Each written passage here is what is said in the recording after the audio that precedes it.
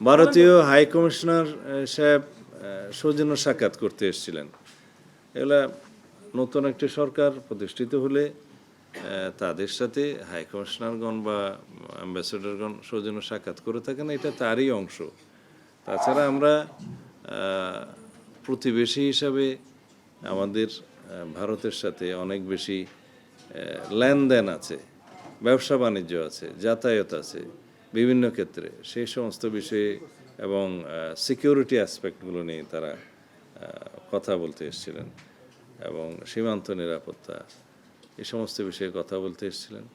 তা আমরা একটা সহযোগিতা চেয়েছি on the basis of mutual interest and dignity and mutual benefit. আমরা উভয় দেশে আমাদের সম্পর্ক বজায় রাখব এবং ব্যবসা বাণিজ্য এবং কূটনৈতিক সকল ক্ষেত্রে আমাদের সৌহার্দ্যপূর্ণ সম্পর্ক বজায় থাকবে। আমরা আশা করি তারা একটা সার্বভৌম সমতার ভিত্তিতে এবং অন দ্য বেসিস অফ মানে মিউচুয়াল রেসপেক্ট, পারস্পরিক সমমর্যাদা এবং ডিগনিটির ভিত্তিতে আমাদের সম্পর্কটা বহাল রাখবে। এই এক্সারসাইজটা আমাদের চালু রাখতে হবে এবং কন্টিনিউয়াস এঙ্গেজমেন্টের মধ্য দিয়ে আমরা অনেক সমস্যার সমাধান করতে পারব। বিশেষ করে আমি বর্ডার ইস্যু নিয়ে কথা বলেছি, যে বর্ডারে যাতে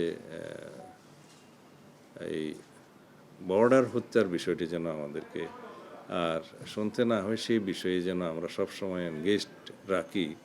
আমাদের বিজিবি এবং তাদের বিএসএফ যেন কন্টিনিউয়াস এ বিষয়ে বৈঠক করতে থাকে এবং এগুলোকে যতটুকু সম্ভব অ্যাভয়েড করা যায়।